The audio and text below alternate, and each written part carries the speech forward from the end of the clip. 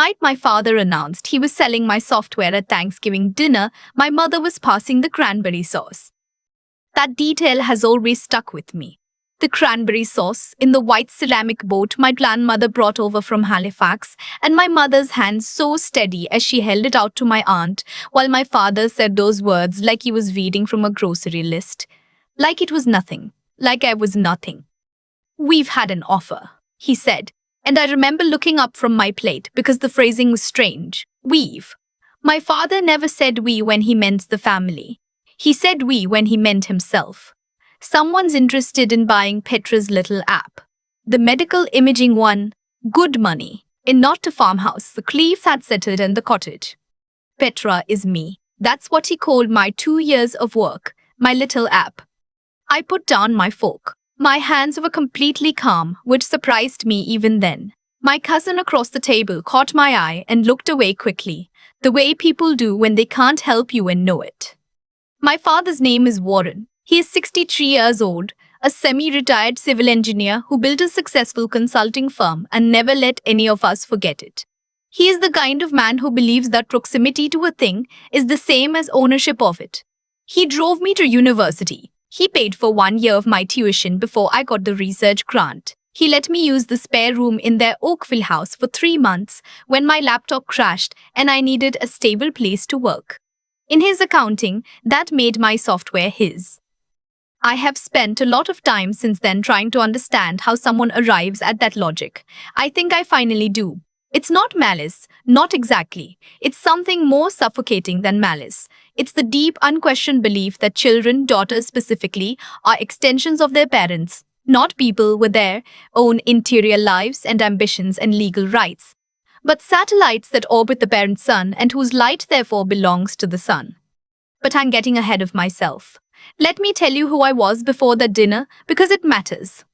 I grew up in Burlington, Ontario, the younger of 2 daughters. My sister Brooke is 4 years older than me, prettier, in the way our family valued prettiness. Confident, socially fluent, the kind of person who walks into a room and immediately understands its geometry. She married well, as our mother would say. Her husband Derek runs a commercial real estate company, and they have a house in Mississauga with a kitchen my mother describes to her book club friends in reverent tones. I was always the other one. Not ugly, not unpopular, just different in a way that made my parents vaguely uneasy. I read too much. I asked too many questions. I was the kid who took apart the family desktop computer at age 11 to see what was inside and actually put it back together correctly, which somehow bothered my father more than if I'd broken it. A broken computer would have been a normal kind of failure. A successfully reassembled one was an accusation. I studied biomedical engineering at McMaster on a partial scholarship, then completed a master's in medical imaging technology at the University of Toronto. During my master's program, I became obsessed with a specific problem: AI-assisted early detection of rare retinal conditions that standard screening misses. The conditions themselves aren't rare, they affect hundreds of thousands of Canadians, but catching them early enough to prevent vision loss requires a level of pattern recognition that overworked optometrists and ophthalmologists simply don't have time to apply consistently. I thought I could build something to help. The app, Petra, which became the company name because my supervisor joked that I talked about it like a person, took 2 years and 3 months from first prototype to a working clinical model ready for regulatory review. The core funding came from an NSERC collaborative research and development grant, which I wrote myself, and a smaller grant from the Ontario Brain Institute. I want to be precise about this because it became important later. Not a single dollar of Warren's money went into building Petra. He drove me to one meeting. He paid for 1 year of tuition 8 years before I wrote a line of code. He stored my bike in his garage. That was the extent of his investment. But a spare room, those 3 months in Oakville, October through December, when I worked 16-hour days and slept on the pull-out couch he dragged in because the room's bed frame was broken. He never charged me rent. My mother fed me. I was grateful. Genuinely, I still am, in the complicated way you can be grateful to people who later use that gratitude as a crowbar. I moved back to Toronto in the new year.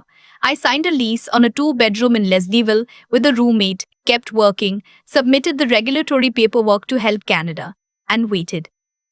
The review process is long. The waiting is its own particular kind of anxiety. You've done everything you can do, and now there's just time stretching out in front of you, full of questions about whether any of it was enough. My family knew the broad strokes of what I was building. I'd explained it at Christmas 2 years before, and my father had nodded in the way he nodded when I talked about my work. Politely, with a patience that was its own form of dismissal. My mother had asked if there was good money in it. Brooke had asked if I was seeing anyone. My brother-in-law Derek had said it sounded complicated. What none of them knew, because I hadn't told them yet, because I was waiting, and because some part of me understood that telling them too early would invite a kind of commentary I didn't have the energy to deflect, was that in September, 3 weeks before Thanksgiving, I'd been contacted by a healthcare technology firm based in Waterloo called Meridian Health Systems. They wanted to acquire Petra. They had done due diligence on the clinical trial results. They believed, and their numbers team had worked out, that the platform's value was somewhere in the range of $40 to $60 million. I had a lawyer. I want to emphasize this because the question of how my father thought he could sell something he didn't own is one I've been asked many times, and the answer illuminates something important about how these situations unfold. My lawyer, a woman in her 40s named Patricia, who specializes in intellectual property and has the kind of measured calm that makes you feel slightly more sure the world makes sense, had been helping me prepare the documentation for the acquisition negotiation. The IP was registered. The grant funding came with clear ownership provisions. Everything was in order. The person who didn't know any of this was my father. What he knew, and I still don't know exactly how he came to know it, was that someone was interested in buying the company. He had overheard a phone call. Or Brooke had mentioned something. Or Derek had done some digging of his own.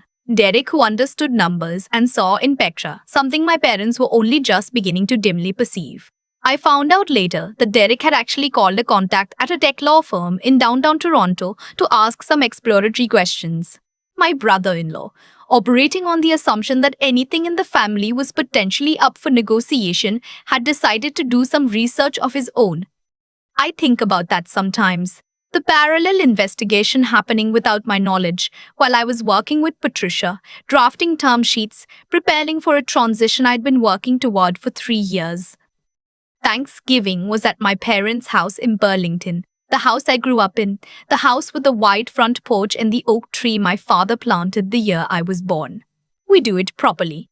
My mother starts the turkey at 7 in the morning. There's stuffing made from her own recipe. There are approximately 14 side dishes, and everyone arrives before noon and stays until someone's children get too tired or my father opens a second bottle of wine. Whichever comes first.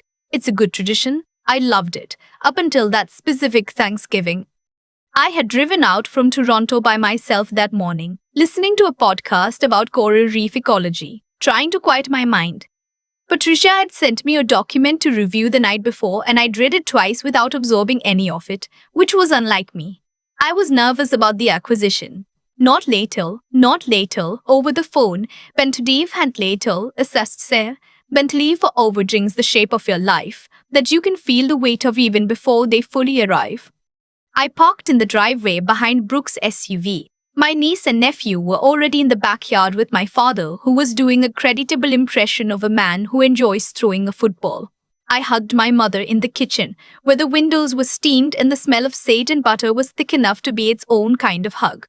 She handed me a dish towel and pointed me at the green beans without breaking her stride. For the first 3 hours, it was just a family holiday. My niece showed me something on her tablet.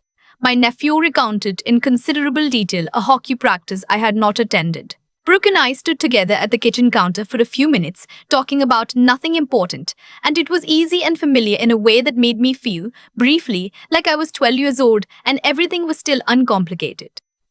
My brother-in-law Derek arrived late, which he always did, and took the seat at the corner of the table between my father and my uncle. I noticed and registered that the two of them exchanged a look when he sat down. At the time, I filed it away without interpretation. Dinner was the way it always was. My mother's turkey was extraordinary, as it always was. My father poured the wine and made a toast that was mostly about himself, which was usual, and then we ate, and conversation drifted the way it does across a large table, in patches, overlapping, never quite landing anywhere. It was when my mother was passing the cranberry sauce that my father cleared his throat. That sound. In a family, you learn the specific acoustics of the people you grew up with. My father's throat clear before a pronouncement has a particular quality, a deliberate, performative rate, like a gavel being raised. I heard it and I felt something cool settle in my stomach, though I didn't yet know why. I've been doing some thinking, he said, about Petra. I looked at him. Derek has some contacts who are interested. Good people, serious money. And I think it's time we found a proper home for it. Somewhere it can actually grow. I've had some conversations. He picked up his wine glass. We're going to move forward with the sale. The table was quiet for a moment. Not shot. My family doesn't do shock. They do that particular Canadian middle class quiet that functions as a placeholder for reaction while everyone decides what their reaction is supposed to be. My aunt said, "Oh, how exciting." My mother nodded, slowly, her expression the one she wore when she was proud of my father for thinking of something. I said, "I'm sorry, what?" He looked at me with the patient condescension of a man who is very used to being the smartest person in his own dining room. The app, Petra.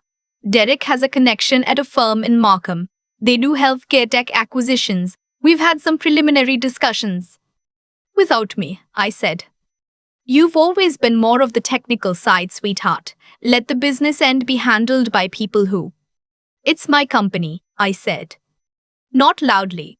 I want to be clear about that. I didn't raise my voice, didn't cry, didn't do any of the things you do when you want to be easily dismissed. I said it the way you state a fact. The sky is blue, it is raining, it is my company. My father's expression shifted. Not chastened. My father does not do chastened, but recalibrated. You used our house, he said. You've had family support this entire time. When something is a family effort, the proceeds are. I used a spare room for 3 months, I said. I didn't pay rent. That is the full extent of the financial relationship between you and Petra. I picked up my fork again because I needed something to do with my hands and looked at him steadily. Patricia, my IP lawyer has all the documentation. The grants, the registrations, the corporate filings. Your name is not on any of them. You have no legal authority to negotiate a sale. My brother-in-law, Derek, to his credit, looked uncomfortable. He hadn't expected me to have a lawyer. That was clear from the small rearrangement of his face. This is a family dinner, my mother said, the way she always intervened, not to resolve anything, but to smooth over the surface of it, to insist on the form of normalcy even when the content had gone completely sideways. It became a business meeting when he announced he was selling my company, I said. My father set down his wine glass. He had the look he got when I was a teenager and argued with him about something he was certain about. A tightening around the jaw, a stillness that was less dignity than frustration at finding an obstacle where he hadn't expected one. His daughter, his quiet, technical head in the clouds younger one. His obstacle. You're being dramatic, he said. We're trying to help you. By selling my IP to a firm in Markham without consulting me. By connecting you with serious buyers who can actually develop it into something. My phone vibrated on the table beside my plate. I had a rule about phones at my parents' dinner table, a rule I'd made for myself because my mother disliked it, and I tried, where possible, to pick my battles, so I almost didn't look. I was this close to not looking, but something, I don't know what, call it instinct or call it luck, made me pick it up. It was a text from Patricia. Health Canada review complete. Formal approval received this afternoon. Thought you'd want to know before the weekend. Meridian is going to call you Monday. The number I'm hearing now is 62 million. Congratulations, Petra. I read it twice. Then I put the phone down, very gently, beside my fork. My father was still talking. He was saying something about family unity and collective investment and what it means to support each other, which I understood were his terms for my compliance. My mother was eating quietly with her eyes on her plate. Brooke was watching me with an expression I couldn't quite read. "Dad," I said. He stopped. "Petra received Health Canada approval this afternoon. The acquisition I've been negotiating myself with my own legal representation is expected to close Monday. The current valuation is $62 million. I kept my voice level. "So whatever conversation you had with Derek's contact in Markham, I'd recommend ending it.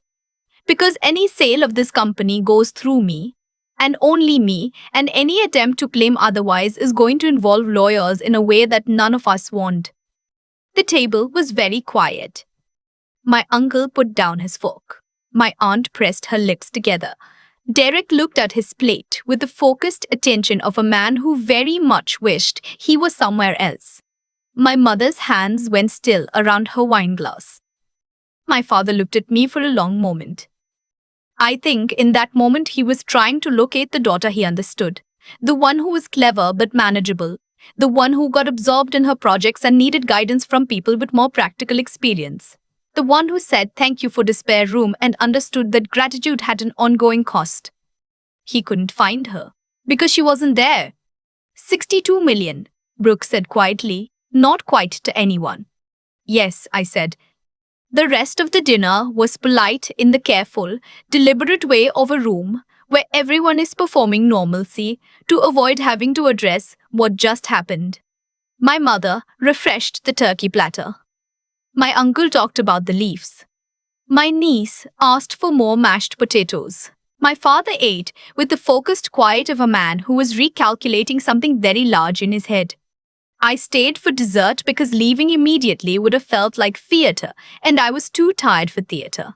My mother's apple pie was, as always, the best thing I'd eaten all month. We had it with ice cream and my aunt's whipped cream from scratch, and my nephew fell asleep on the couch during the early part of a football game, and I helped clear the dishes without being asked, because I always do. Because some things about who I am have nothing to do with what I've built. My father found me in the kitchen while I was wrapping the leftover green beans. He stood in the doorway for a moment. He's taller than me by several inches, and I've never fully stopped registering it, the way you keep certain childhood measurements stored in your body. "I didn't know the number," he said finally. "I know." I thought. He stopped, started again. I thought I was helping. I put the green beans in the container and clicked the lid shut. "I know you did," I said. "But I didn't need that kind of help. I needed you to trust me." He didn't say anything. My father is not a man who apologizes, not from cruelty, but from the genuine inability to find the internal route to it, which is its own kind of loss. He stood in the doorway of his own kitchen, and I watched him look for words he didn't have. "She's good," I told him. "Petra, she's really good. What she's going to be able to do, catching these conditions before people lose their sight, that's the part that matters." I folded the cling wrap. "I would have loved to tell you about it. I tried to at Christmas 2 years ago." He nodded. "Just that." I drove back to Toronto that evening with the windows down despite the October cold, the highway humming under the tires, the city lights growing ahead of me. Patricia texted to confirm the Monday call. My roommate had left a pot of soup on the stove with a note that said, "Figured you'd need this after the family thing." She had been right. I sat at my kitchen table and ate the soup and thought about the cranberry sauce in its white ceramic boat, steady in my mother's hands. I thought about 2 years of code in 3 months on a pull-out couch and a Tuesday afternoon regulatory approval that changed the arithmetic of everything. The acquisition closed 11 weeks later, on a Thursday in January. Cold and bright, the kind of Toronto winter day where the sky is a specific shade of blue you only see in the absence of humidity. $62 million. Patricia was in the room. The Beritian team was in the room. I was in the room. My father called that evening. We talked for 22 minutes, which is longer than we talked on the phone in years. He asked real questions. How it worked, what the rollout timeline looked like, what happened to the team. He listened. It wasn't everything and it wasn't nothing. It was the beginning of something that might eventually, after a lot of time and a lot of smaller conversations, become a different kind of relationship. I don't need him to understand what I built. I don't need him to have believed in it from the beginning. What I needed, what I still need, is for the people who love me to recognize that I am a full person, that my work is mine, that trust is not the same as control. What I know now, sitting here, is that Petra is in hospitals across Ontario. She is catching things that would have been missed. She is doing what I always knew she could do. That, in the end, is the part that was never up for sale.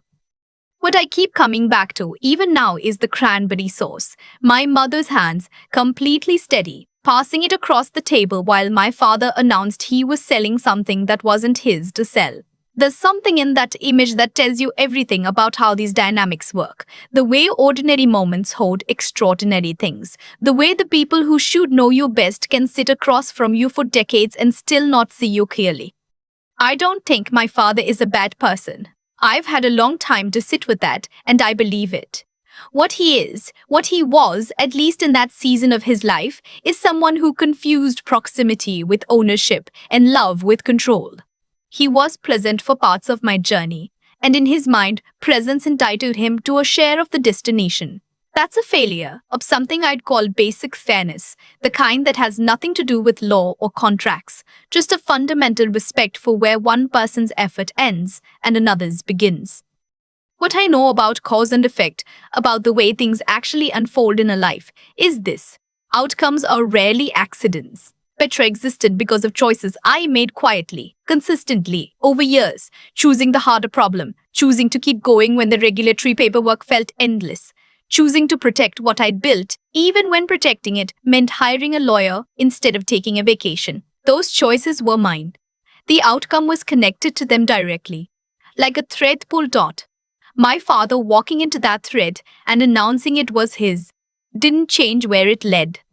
There's a version of me that might have stayed quiet at that dinner table. Younger Petra, maybe, the one who still believed that keeping the peace was a reasonable trade for losing pieces of herself. She would have nodded, let the conversation drift, called Patricia the next day in a quiet panic. I'm glad I'm not her anymore. Whatever it took to get from there to here. The graduate program, the grant applications, the 3 months on a pull-out couch learning that I could sustain myself on stubbornness and soup, it grew something in me that I didn't have before. A willingness to name things accurately, even in rooms where the naming is uncomfortable. That willingness, I think, is what people mean when they talk about integrity. Not a grand moral position, just a small daily practice of being honest about what's true, even when the people you love are offering you a more convenient version of reality. And then there's Patricia's text. $62 million arriving at exactly the moment my father reached for something that wasn't his. I'm not a superstitious person, and I don't think the universe arranged that timing to teach anyone a lesson. What I think is simpler. I had done the work, I had protected the work, and the work was ready. When the moment came, everything was in order. Not because of luck, but because of 100 unglamorous decisions made in the years before anyone was paying attention. I still have dinner with my parents. It's different now. My father asks real questions. He listens in a way he didn't used to. People can change in small increments, and sometimes that's enough. Petra, the app, not me, is in hospitals across Ontario catching things that would otherwise be missed. That's the part I think about most. Not the number, not the negotiation, not even the dinner. Just the fact that someone, somewhere, is keeping their sight because of work I refuse to let go of. That seems like the right place to end up.